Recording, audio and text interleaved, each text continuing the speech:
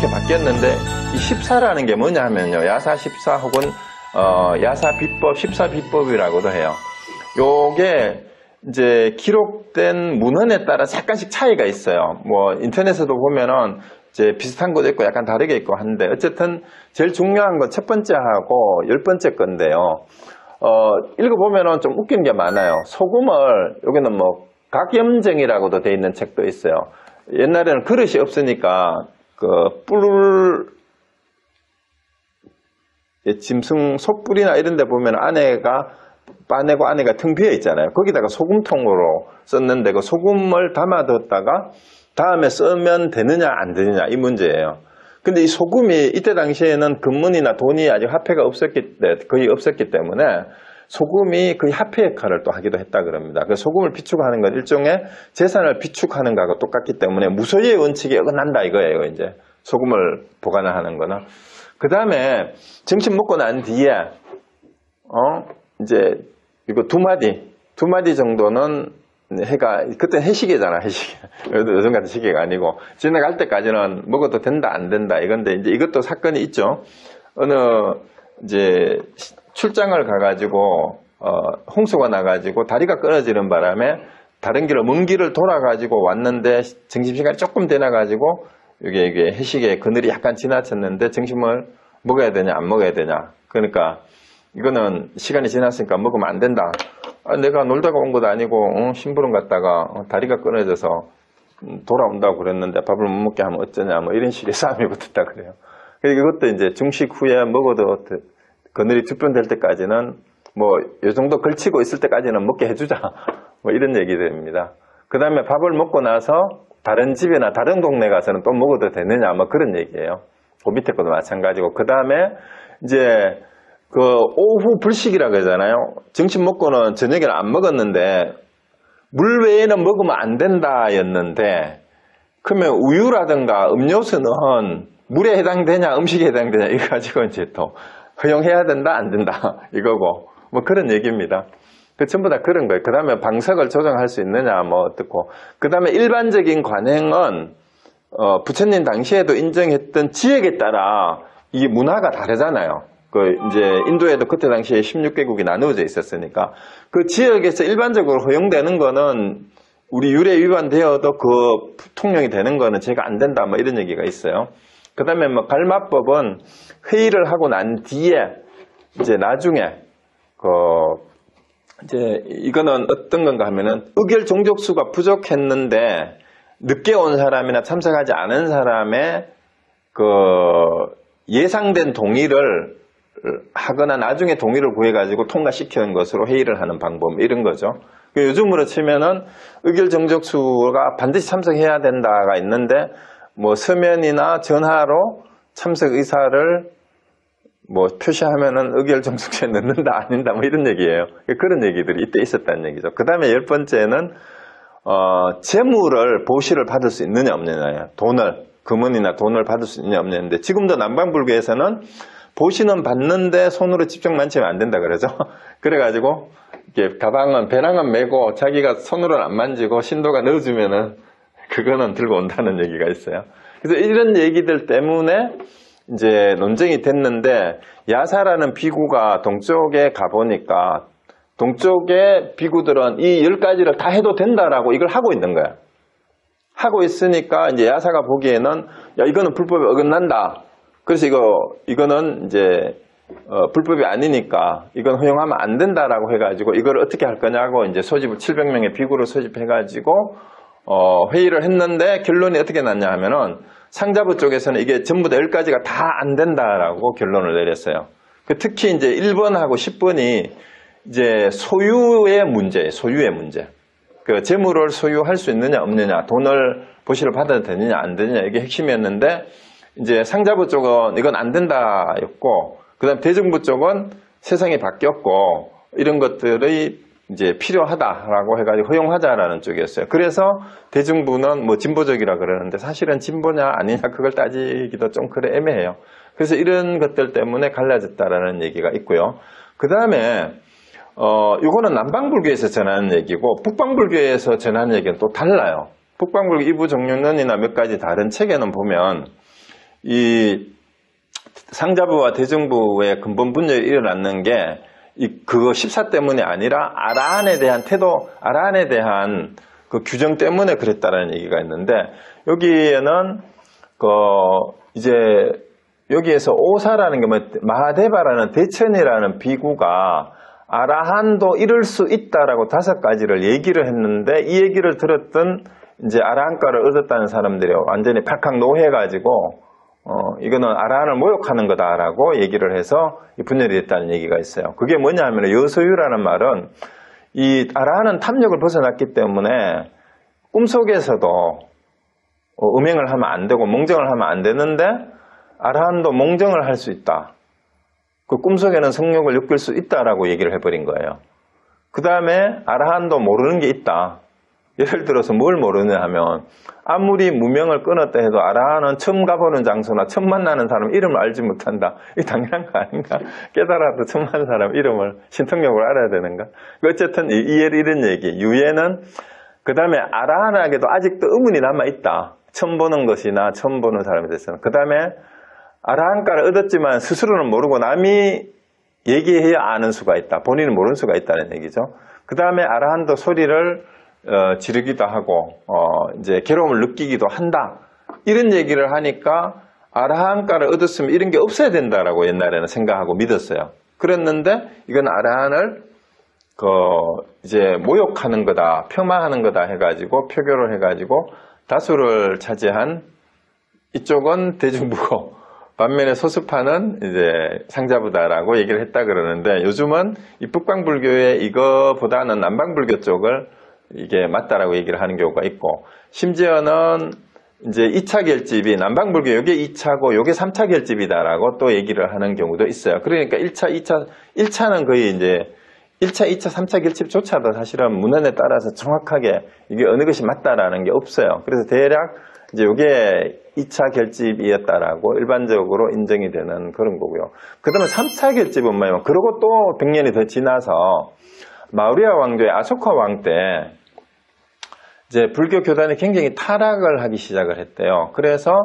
이제 그때 당시에 고승이었던 모칼라푸타 띠사라는 사람하고 이 아소카 왕이 상의를 해가지고 적주비구를 축출하고 100명의 아라한을 모아가지고 이제 경과 율뿐만이 아니라 논도 이제 결집을 했는데, 이때 3차 결집 때 3장이 갖추어졌다라고 얘기를 합니다. 그래서 경율론이 갖추어졌는데, 이때 비구들을 심사했던 교리 문답을 엮은 책이 바로 논사라는 책으로 이제 처음 이제 논장이 이제 결집이 됐다 그래요. 그 적주비구는 뭐냐 하면은요, 수행에는 마음이 없고 이득이나 생존의 방편으로 또는 불교도를 도둑질하기 위해 불교교단에 출가한 자, 이렇게 해놨는데, 이 불교가 세가 늘어나자 이제 그 이단의 출가자들이나 이 수행자들이 이제 불교 교단으로 다 막 이렇게 영입이 되는, 또 자발적으로 들어와가지고, 왜냐하면 불교 교단 쪽으로는 시주도 많이 하고 큰 사찰을 지어줘가지고 머물게 하고 막 이렇게 됐잖아요, 그죠? 그러다 보니까 이제 소수 다른 종파나 종교에서 불교 쪽으로 이제 막 들어왔는데, 이 사람들은 사실은 불교에 대한 수행이나 교리는 잘 모르고 승복만 있고 이제 가짜중 행사를 하는 거죠. 이러니까 이제 모칼라푸타가 이제 아소카 왕이 창간하는 가운데 이제 100명의 심사위원을 둔 셈이죠. 같이 이제 전 비구를 소집을 해가지고 교리 문답을 해가지고 불교 교리에 능통하지 않은 비구들은 싹 색출을 해가지고 상당한 이 비구들을, 그게 한 6만 명의 비구를 쫓아냈대요. 6만 명의 비구를. 그러니까 얼마나 많은 이제 가짜 수행자들, 적주 비구가 있었냐. 6만 명을 쫓아냈다. 이 사실인지 모르겠지만 엄청난 숫자예요. 6만 명의 가짜 주인을 쫓아냈다는 얘기가 되고, 그 중에 결집을 거부하고 좀 심한 사람들은 아예 처형까지 했다고 그러죠. 그래서 이 적추비구를 색출을 했다고 그러는데, 여기에서 교리 문답을 심사를 해가지고 제대로 대답을 못하면 다 파면을 시켜서 내쫓아달라는 얘기죠. 그걸 이제 했는데, 만약에 이런 결집을 우리 한국 불교에서 지금 다시 한번 하면 어떻게 될까요? 한 몇 명이나 쫓겨날 것 같아요. 그래서 이게 어쨌든 근데 또 하나 문제는 이게 어쩌면 불교 승단의 입장에서는 굉장히 이게 뭐라 그럴까요? 세속의 왕권에 의해서 교단이 정리가 된 그러한 선례를 남긴 게 돼요. 어쨌든 승단 자체 내에서 이 정화 작업을 제대로 하지 못하고 세속의 권력을 빌려서 교단을 정화한 그런 사례가 되는 겁니다. 그래서 이게 정말 잘했는 건지 못했는 건지는 알 수가 없어요. 그리고 이제 아소카 왕에 대해서도 여러 가지 이제 재밌는 설이 많은데 사실 아소카 왕이 인도 최고의 성군이고 전륜성왕이다라고까지 이제 알려져 있는 경우가 많은데요. 사실은 이 아소카 왕이 마가다 왕국의 후예가 아소카 왕의 할아버지가 찬드라굽타예요. 찬드라굽타는 마가다 왕국의 마지막 왕조를 이제 무너뜨리고 마우리아 왕조를 확립했던 사람이 찬드라굽타인데 찬드라굽타의 아들이 이제 빈두사라의 아들이 이제 아소카인데 이 빈두사라 아소카의 아버지죠. 아버지 왕이 부인이 엄청나게 많고 그때는 이제 왕조에 그랬으니까 아들이 101명이나 있었대요. 아들이 101명이나 있었는데 아소카는 빈두사라의 101명의 왕자 가운데 한 명이었는데 이제 101명의 왕자들 사이에 왕권 쟁탈전이 일어나는데 아소카가 99명의 이복 형제들을 다 죽여버렸어요. 그래서 왕위 쟁탈전에서 99명의 다른 형제들을 다 죽여버리고 자기가 왕이 된 사람이에요. 그 한 명은 왜 안 죽였느냐? 한 명은 자기 형제예요. 나머지는 다 이복 형제고. 그러니까 후궁들이 이제 왕비들이 많았죠. 여러 명이 있는데 다른 왕비에서 난 99명의 이복 형제들은 다 죽여버리고 자기 친형제 10,000명 남겨주고 왕권을 찬탈하고 난 다음에 이제 나라를 수습하기 위해서 10년 동안 전쟁을 벌여가지고 인도 거의 전역을 일부 남부 지역 일부하고 이제 실론 지역 일부만을 빼고 이제 최초의 통일 왕조를 수립한 사람이 바로 아소카 왕입니다. 근데 마지막 이제 남쪽에 칼링가 정투라고 해가지고 이제 인도 남쪽으로 이제 북부하고 동부 쪽 서부까지는 완전히 다 통일을 해버렸어요. 통일 남쪽으로 내려가가지고 이제 실론하고 일부 남부에 조금만 이제 남겨놓는데 마지막 칼링가 정투에서 10만 명을 죽였대요. 10만 명이 사망자가 15만 명의 부상자가 생기고 이렇게 했는데 그때 피가 냇물을 이루었다라고 이렇게 기록이 되어 있는데 이제 아소카도 10년 동안의 통일 전쟁을 하는 과정에서 또 특히 마지막 전투에서 10만 명이나 되는 사망자들이 흘린 피를 또 현장에서 직접 목격을 하고 크게 뉘우쳤다 그러죠. 크게 뉘우쳐서 이제 다시는 살생을 하지 말아야 되겠다 하고 이제 그때 불교로 개정을 했다 그래요. 그리고 살생을 금지하는 이런 계율 같은 것들을 아소카 왕이 석주라 그러죠. 군데군데 이제 인도 전역에 그것을 세웠는데 이 석주도 하나의 언어가 아니고 그 지역의 언어로 다 이제 따로따로 세웠는데 그 내용이 공통된 게 이제 발굴이 됐죠. 그리고 심지어는 동물도 함부로 살생을 하지 못하게 해가지고 인도 최초의 동물병원을 세운 왕이 아소카 왕이기도 하다라는 그런 기록이 있어요. 그래서 이 불교로 개정하기 이전에 아소카 왕은 완전히 그런 폭군이 없어요. 그러니까 자기 형제 99명을 죽였다라는 게 이거는 이제 동서양을 통틀어서도 진짜 잔인한 왕이었습니다, 사실은. 그러고 이제 불교로 개정한 다음에는 크게 참여를 한 다음에 심지어는 다른 종교까지도 다 포용을 해서 이제 서로 함부로 다른 종교를 비방하거나 그렇게 하지 마라, 폄하하지 말아라 이런 측면까지도 그게 담겨 있었다 그러죠. 그러고 나중에 이제 선정을 베풀어서 크게 이제 백성들의 신망을 얻었기 때문에 인도 역사에서 가장 위대한 전륜성왕으로 지금까지도 기록되어 있는 게 아소카 왕이라 그럽니다. 어쨌든 이 3차 결집은 아소카 왕이 이제 세속 권력이 개입을 해가지고 불교 교단을 정화한 그런 계기가 되었던 거고, 이제 그 교리적으로는 경룰론 산장이 결집이 됐다라는 게 이제 3차 결집입니다. 그러고 난 뒤에 이제 4차 결집은 남방불교의 전승이에요. 이거는 기원전 1세기니까 부처님 돌아가시고 앞서서 한 400년, 500년 정도 됐죠. 스리랑카에서 일어났던 건데요. 이제 이 상자부하고 대승불교의 갈등을 해결하는 과정에서 이제 빨리어 3장이 최초로 문자로 기록된 게 이때라 그럽니다. 빨리어 3장이. 그 다음에 북풍불교에서는 또 이게 아니라 그래요. 아니라 그러고 스릴체부는 쿠샨 왕조의 카시니카 왕 때 카슈미르 지방의 한림사에서 제사 결집이 이루어졌다. 그리고 이때 결집이 이루어진 게 아비달마테 비바사론이라든가 서릴체부의 논서가 12년에 걸쳐서 결집이 되었다라고 이렇게 얘기를 합니다. 그래서 남방불교하고 북방불교의 이 결집에 대한 전승도 사실 이렇게 달라요. 그래서 이렇게 경전의 결집을 통해서 대승불교가 등장하기 이전, 부처님이 돌아가시고 나서 한 400년, 500년, 600년까지를 이 부파불교 시대라고 하는데요. 이 부파가 이렇게 생겼던 이유는 바로 부처님 당시부터 이미 앞에서 말씀드렸듯이 부처님의 교서를 받아들이는 자세하고 그 다음에 계율에 대한 의견 차이 이런 것들 때문에 유래가 됐고요. 결국은 이제 1차 결집에서 계율이라는 해석 때문에 보수파인 상자부하고 이게 이제 테라바다예요. 그리고 진보적인 자유파 대중부가 갈라져서 이제 여기에서 또 갈라져요. 또 갈라져가지고 18개나 20개, 뭐 어떤 기록은 24개, 뭐 28개 이렇게 갈라졌다고 얘기를 하는데 대략 갈라진 게 이 정도로 갈라졌어요. 대중부에서는 여기 일설부, 설출세부, 계문부에서 다시 계문부에서 또 이렇게 갈라지고 그 다음에 상자부는 본상자부는 본래 상자부의 그 설산부라고 나중에 이름이 바뀌었는데 여기 있었는데 여기에서 설일체부가 크게 떨어져 나와요.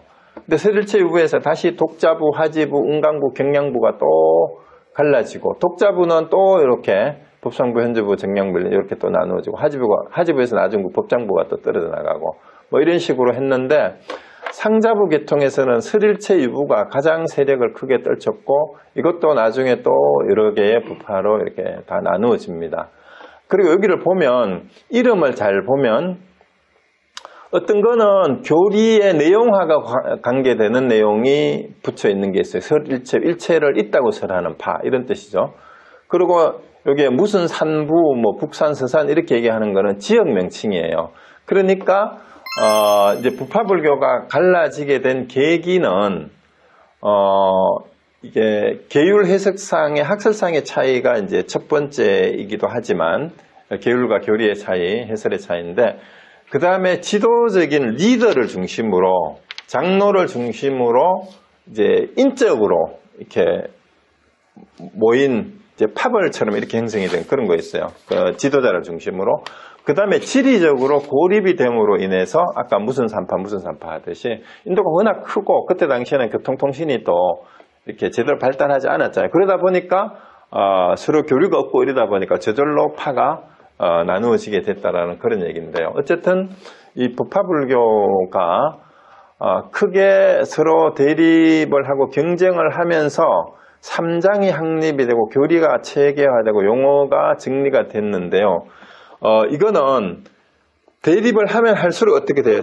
각자 자기 파의 주장을 명확하게 하기 위해서 논리적으로 더 정확하게 상대방의 교파를 이기기 위해서 논쟁을 하면 좋아지는 점이 그 양쪽의 문제점이 서로 드러나게 되고 그러는 과정에서 아주 논리적으로 체계가 정립이 돼요.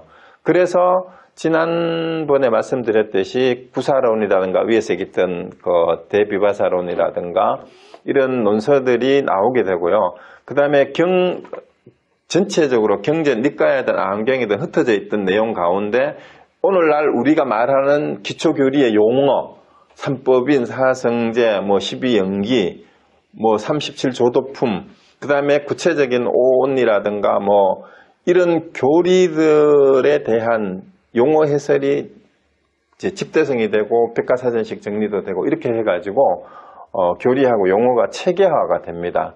그래서 그때 확립됐던 이 교리 체계가 그대로 유식불교라든가 부파하음 사상에도 그대로 영향을 미쳐요. 그 용어들을 그대로 가져다 씁니다. 그리고 오늘날 우리가 불교 교리 체계에서 보고 있는 용어들도 다 이 부파불교 시대 때 확립된 용어들이에요. 그러다가 보니까 그 용어가 어디서부터 비롯됐는지 잘 모르고 그 용어에 담겨 있는 그 뜻이 그냥 그 부처님의 말씀인 것처럼 이렇게 유통이 되는 경우가 굉장히 많아요. 그래서 사실은 아직까지도 전 세계의 대부분의 불교가 교리적인 측면에서 부파불교의 영향을 완전히 못 벗어났고 또 거기에 또 덕을 잇고 있다 이렇게 봐도 됩니다. 그래서 부파불교 쓸데없다 버려야 된다 그런 거 아니에요. 우리가 말하는 모든 용어가 사실은 부파불교 때 다 정리가 됐어요. 그리고 근데 문제는 뭐냐 하면은요. 전에도 그런 말씀 한번 드렸어요. 어떤 종교든지 교리가 체계화되면 어떻게 됩니까? 체계화될수록 정교해질수록 도그마화될 가능성이 많아요. 그 다음에 교단은 조직화될수록 또 거대화될수록 어떻게 됩니까? 교단이 조직화되고 거대해 커질수록 세속화됩니다. 세속화돼요. 세속화된다는 말은 뭐냐 하면은 교단의 책임자가 권한과 책임이 어디까지냐. 그 다음에 교단을 운영하는데 반드시 비용이 재정 문제가 개입이 되잖아요.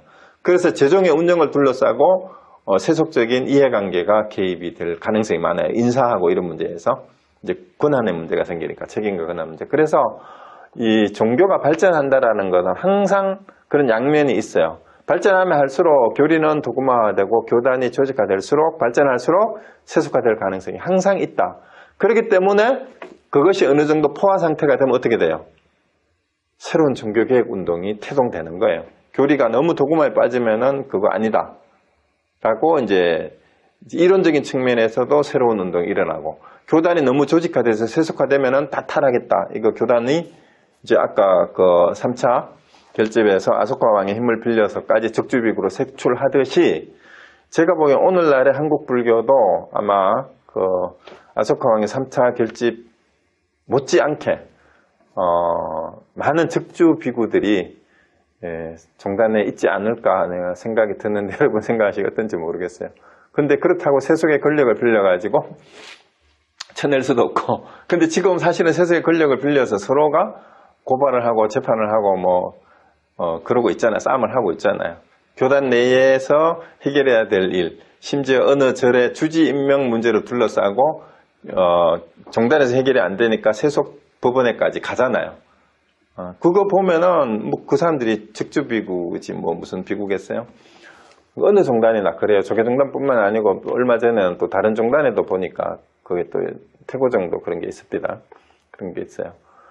그리고 어쨌든 이 부파불교는 이제 교리 체계 용어에서 이런 점에서 확실히 이제 그런 이제 공과가 있고 그 다음에 그러다가 보니까 붓다 당시에 순서성이나 융통성 이런 게 없어지고요. 율과 경에 대해서 훈구학적인 추석하게 빠져. 그러다 보니까 승원 중심이 되고 출가 중심의 학문불교가 되는데 대중성을 상실하는 게 그 때문이죠. 그래서 일부에서는 또 한편에는 미신적 신앙에 친화감을 가지는 게 뭐냐면 그러다 보니까 브라만교의 그 성직자들이 이제 과거의 업보를 어떤 식으로 이제 제사를 지내서 기도를 해가지고 카르마를 없애고 내생에 더 좋은 데 태어날 건가 기도하는 기복신앙 이런 건 또 항상 드러나잖아요. 근데 여기서 하나 이제 이런 여러 가지 상황 때문에 결국은 이러한 반발로 불교 본래 모습으로 복귀하려는 운동이 바로 대승불교 운동으로 드러났다 이렇게 얘기할 수가 있어요. 그런데 요즘 한국 불교를 다시 가만히 보면은 이 대승불교가 또 중국에서 한국으로 한중일 이쪽으로 건너오면서 유식불교나 부파하음 사상이 또 지나치게 교리화돼요. 그러면서 다시 학문 중심의 불교가 되는데 그게 바로 제가 보기엔 하음 사상이 굉장히 또 어려워져요. 하음 사상이 굉장히 어려워집니다. 그게 이제 법계 연기설로 가가지고 그러는데 이제 대승불교 교리는 이제 불이법을 바탕으로 이제 그 다음에 이 전개가 되긴 되지만 공사장에 이런 게 바탕이 되고 유식불교하고 영향하에서 이제 법화사상으로 넘어가는데 법화사상은 또 상당한 부분이 3세 양중인가설을 그냥 수용하는 듯한 그런 뉘앙스가 많아요. 그래서 미래득작불이라고 해가지고 항상 미래 쪽으로 그거를 이제 가지고 가버리고, 그 다음에 하엄사상에서는 이 법계연기설 쪽으로 오면 하엄학을 주장하는 하엄학자들 중에는 연기법을 객관적인 외부 세계의 마치 운동 법칙인 것처럼 설명하는 이런 학자들이 굉장히 많아요. 이 부분이 또 하엄사상의 문제점이라고 할 수 있어요. 근데 하엄사상의 핵심은 사실은 일체 유심조거든요.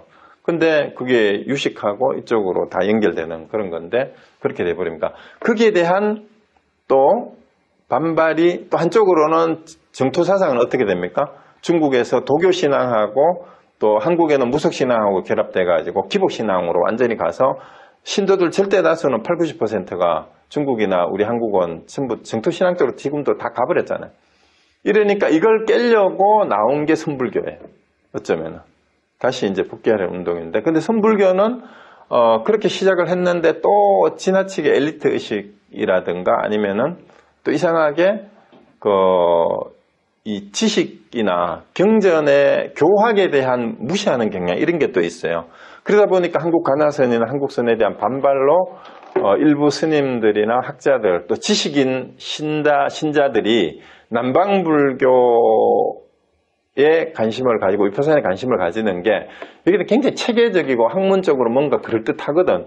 남방불교의 교리나 이런 것을 공부를 해보면요. 위파사나를 공부하는 데조차도 굉장히 이론적으로 선불교 중국의 가나선처럼 하도 하나 줘가지고 이먹고 해가지고 뭐 앉아있어라 이게 아니고 이제 위파사나는 교리적으로도 굉장히 체계적으로 지도를 해요. 그러다 보니까 지식인들한테는 이게 훨씬 더 체계적이고 뭔가 논리적이고 쌈박한 것 같은 거야. 그러니까 우리 주변에도 잘 보세요. 뭔가 좀 지적이고 자기 나름대로는 지식인인 척 하는 사람들이 남방불교에 많이 그렇게 해가지고 아주 또 선불교 무식하다고 이렇게 얘기하는 사람들이 상당히 많습니다.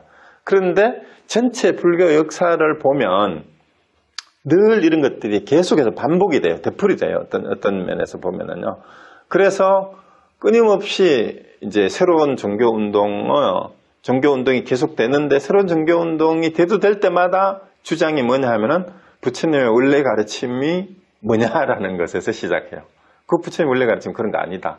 그러니까 결국은 모든 종교운동은 새로운 종교운동은 그런 의미에서 항상 폭고적인 경향성을 가지는 거죠. 복고적인 경향성이라는 거는 부처님의 본래 가르침이 뭐였냐라고 본래 가르침을 되돌아가자는 운동이 돼요.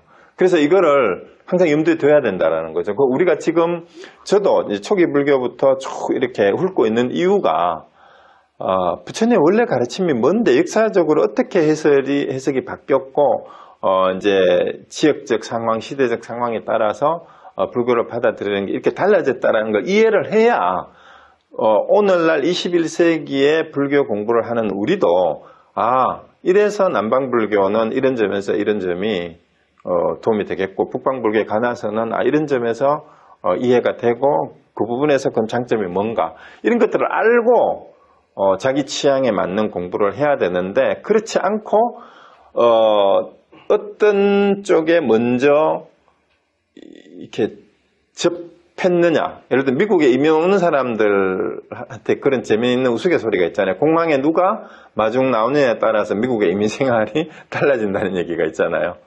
그래서 마중 나온 사람이 세탁소 하는 사람이면 세탁소 할 확률이 높아지고 식당 하는 사람이면 식당 할 확률이 높아진다는 얘기처럼 불교로 처음 접할 때 가나선 하는 사람하고 접했느냐 위파사나 하고 접했느냐 율사하고 접했느냐에 따라서 자기의 불교에 대한 오리엔테이션이 그쪽으로 굳어져서 이것이 편견이 되어버려요. 선입견이 되어버려요. 그래가지고 확증 편향까지 가버리면 아주 곤란해져요. 어떤 종교를 믿는다고 얘기하면서 자기가 부분적으로 접하고 부분적으로 알게 된 내용을 가지고 그게 맞지 않은 건 전부 이단이 돼버리는 거야. 해보지도 않고. 우리는 다른 종교인들 중에 그런 사람들 보고 답답해 하잖아요. 근데 내가 보기엔 불교계 내부에서도 그런 사람들이 상당히 많은 것 같아요. 그래서 네, 초기에 그 말씀 드렸나요? 누구죠? 오스트리아인가? 독일의 유명한 종교학자가 했던 하나의 종교만 아는 사람은 어떤 종교도 알지 못하는 거다. 이런 얘기를 했는데 그 하나의 종교만이 아니라 하나의 파에 한 가지 수행 방법만 알지 못하는 사람은 어떤 수행 방법도 알지 못하는 거다. 이렇게 얘기할 수도 있어요. 그래서 이제 불교를 공부할 때 자기 취향이나 성향에 맞는 수행법을 선택하는 것은 좋습니다. 그렇지만 자기가 선택하지 않는 수행 방법에 대해서 이단이라는 등 그거는 뭐 이제 아니라는 뭐 정통이 아니라는 등 이런 얘기들을 하는 것은 조심스럽게 해야 된다. 그런 말을 함부로 하는 것이야말로 자기 오히려 부처님이 미혹에서 벗어나라고 가르쳤던 미혹에 빠져 있다라는 것을 오히려 돌아볼 수 있어야 된다는 얘기예요. 그럼 뭐 여기까지 다 끝났는데 오차결집은 뭐냐 하는 얘기는 이제 1870년에 미얀마에서 뭐 이제 3장을 대리석에 새겨서 했다라는 이런 기록 얘기가 있고요. 6차 결집은 이것도 다시 미얀마에서 스리랑카하고 같이 8개국 상자부 승려가 2,500명 모여가지고 이제 책으로 출간을 했는 게 요즘 유통되는 빨리어 그 니까야가 전부 여기서 나온 거예요. 사실은 이때 나온 거예요. 옛날 게 아니고 그래서 이제 빨리 3장 출간하는데 저번에 현대 이게 날란다 에디션이라고 하는 게 지금 내가 이걸 왜 굳이 얘기를 하냐 하면은요.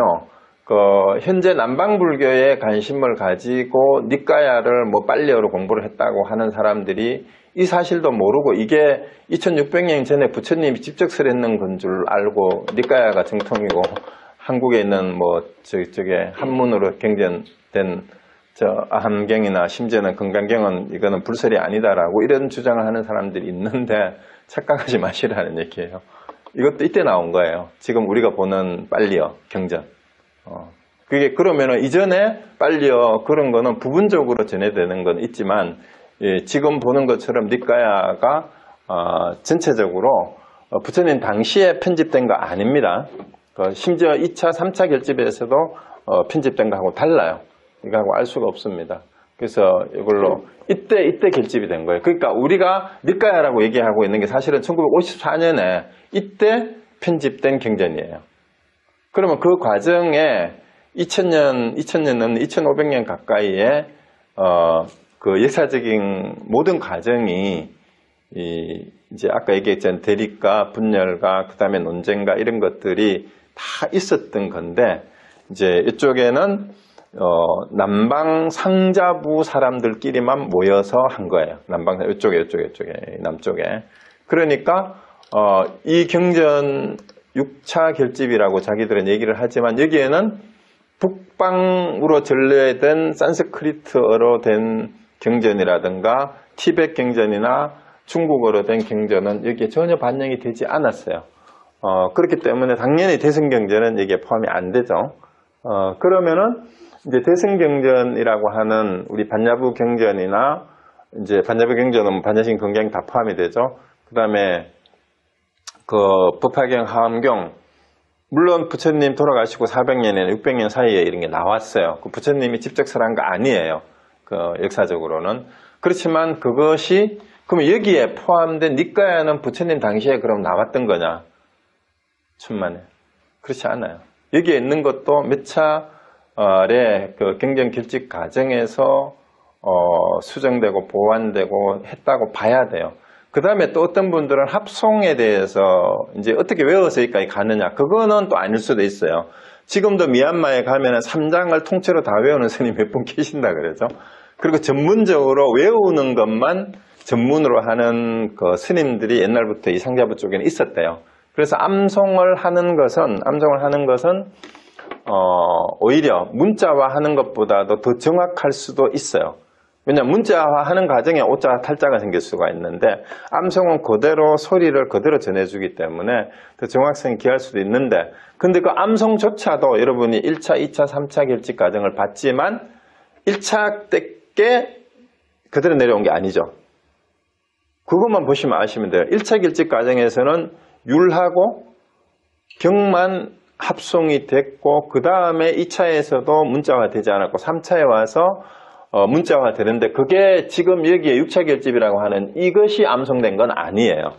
이것이 암송된 게 아니고 그 뒤에 여러 부파에서 내려왔던 것이 집대성이 돼가지고 여기 와서 문자화 됐던 거다라는 걸 이해를 하셔야 뭐 대승비불설이라는 얘기도 이제 상당히 이제 빨리어 경전조차도 사실은 엄밀한 의미에서는 불설이 아니에요. 왜? 부처님은 빨리어로 법문을 했다라는 아무런 증거가 없습니다.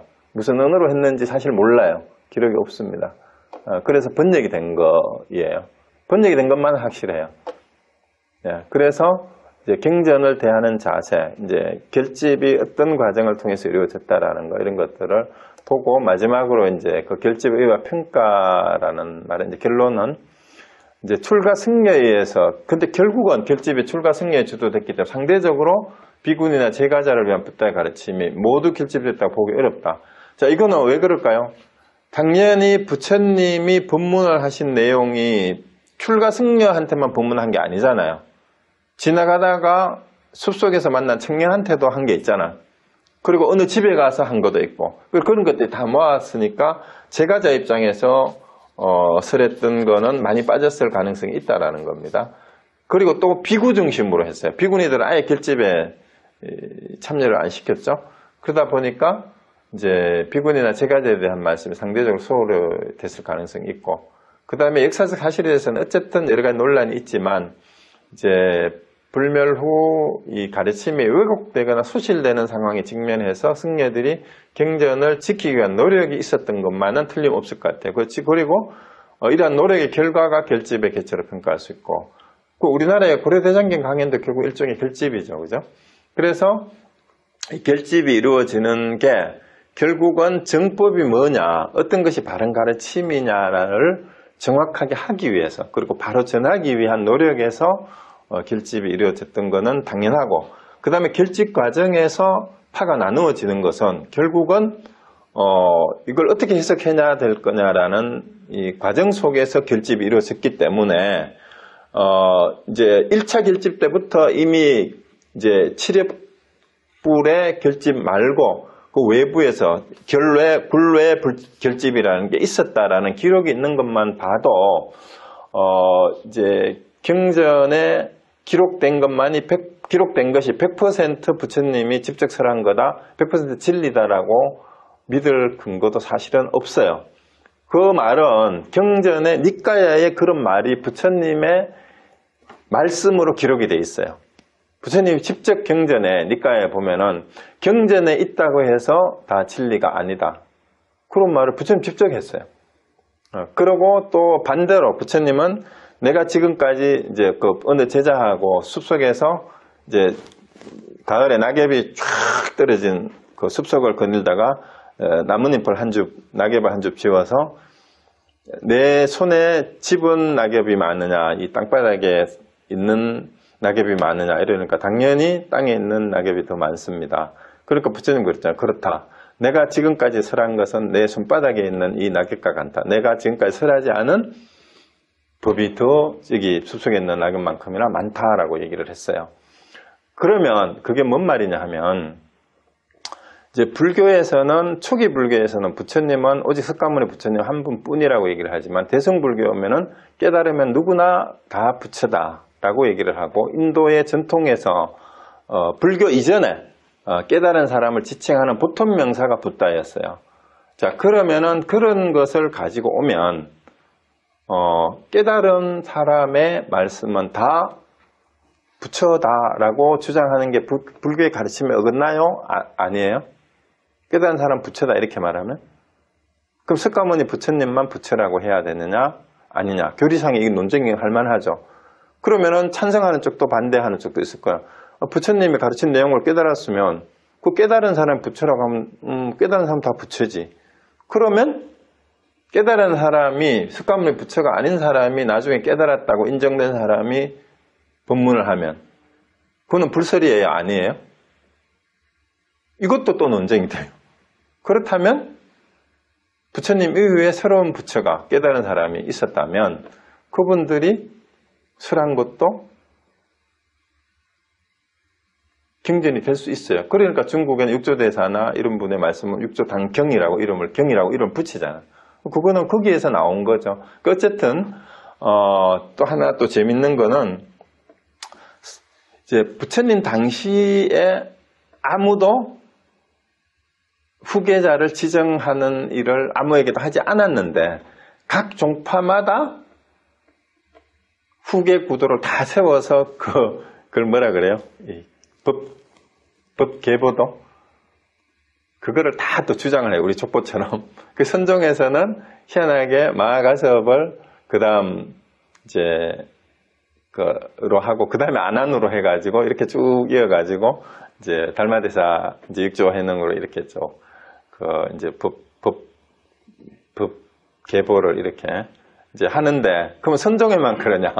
선종 말고 다른 종파에서도 자기들 나름대로 또 밀종이나 이쪽에서는 라울라를 또 최고 종조로 해가지고 이렇게 또 계보들을 다 세워요. 그런데 이제 그런 게 좀 웃기는 게 이 선종의 그 계보 가운데 제일 그 부처님 이후에 첫 번째 일대 제자를 마하가섭으로 했는데 마하가섭이 엄청나게 그 요즘으로 치면은 상자부 계통의 엄숙한 그 원칙주의자였다라는 거. 근데 보면은 지금 중국이나 한국의 선사들은 보면은 굉장히 융통성이 있고 심지어는 파격적인 그런 분들이 많잖아요. 근데 선종의 계보가 거기에 이어지고 또 아난다 같이 굉장히 어쩌면은 그 마하가섭하고 아난다를 비교해 봤을 때 아난다는 어떻게 보면 굉장히 여리면서도 지적인 그런 이미지잖아, 느낌이. 그 계보가 같이 있다라는 것도 어떻게 보면 또 이런 얘기도 하고 그렇습니다. 그래서 어쨌거나 이 경전의 결집하고 부파불교의 내용이 이 특정 시기에 부파불교 시대를 이때라고도 얘기를 하기는 하지만 불멸 후 한 600년경까지라고는 얘기를 하지만 오늘날에도 이 부파불교의 논쟁과 대립이 여전히 해소되지 않은 상태에서 계속되고 있다라는 거예요. 그래서 남방은 남방대로 자기들의 상자부 전통을 이었다라고 얘기를 하고 그 다음에 이 북방불교 쪽으로 와서는 이제 티베트, 중국, 한국은 이 대승불교의 그거를 이었다라고 얘기를 하고 있고 그러면서도 서로 불교라고 또 인정을 해요. 기독교에서 가톨릭과 개신교의 대립 정도는 아니에요. 그 정도는 아니고 어쨌든 이제 남방불교하고 북방불교끼리도 어떤 분들은 서로 아예 다른 사상이다.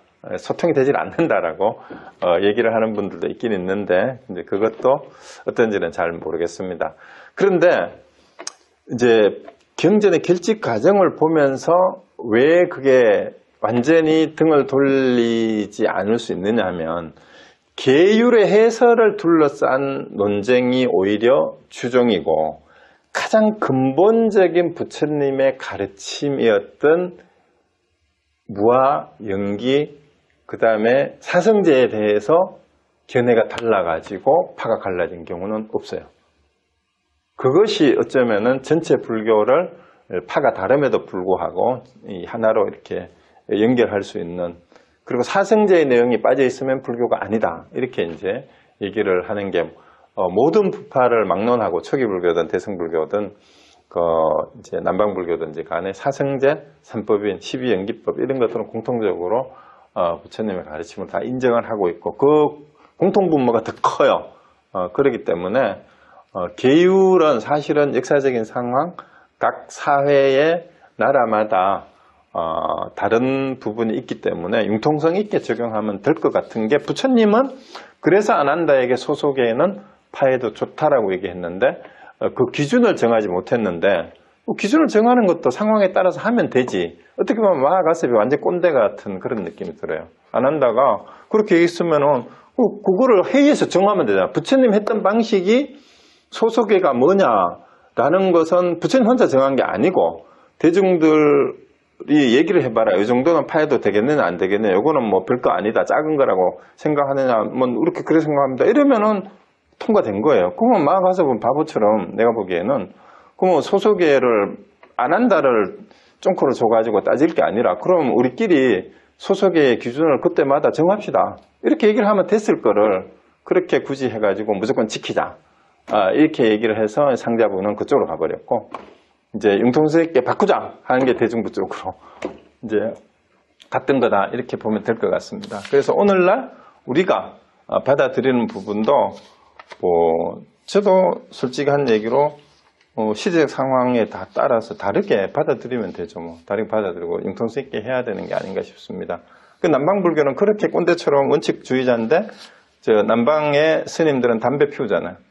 심지어 법당 앞 계단에 앉아가지고 담배 빡빡 피운다고 그랬는데, 북방불교 사람들은 그건 또 이해가 안 되잖아요. 그래서 서로 상대적입니다, 그런 것들은. 그래서 중요한 것은 부처님의 핵심적인, 가장 근본적인 가르침이 뭐고, 정말 아니면 그것도 다 없애버리고 지금 여기에 나의 삶에 있어서 나의 진정한 삶에 어떤 것이 참된 올바른 삶이고 진정한 즐거움으로 내 인생을 펼쳐낼 수 있느냐, 그게 더 중요한 거 아니겠어요? 극락의 삶을 매 순간 나의 삶에서 내가 펼쳐낼 수 있느냐 아니냐, 그게 더 중요한 진짜 부처님의 가르침이 아닐까, 그 생각을 합니다. 그래서 오늘 여기까지 하고요. 다음에는 이제 그 반야사상, 유식사상, 법화사상, 함사상, 선불교 한 5번 정도, 6번 정도 하고, 이제 전체적인 우리 이제 개론은 좀 정리를 할까 생각을 하고 있습니다. 네. 오늘 여기까지 하고 혹시 질문 있으면 해 주십시오.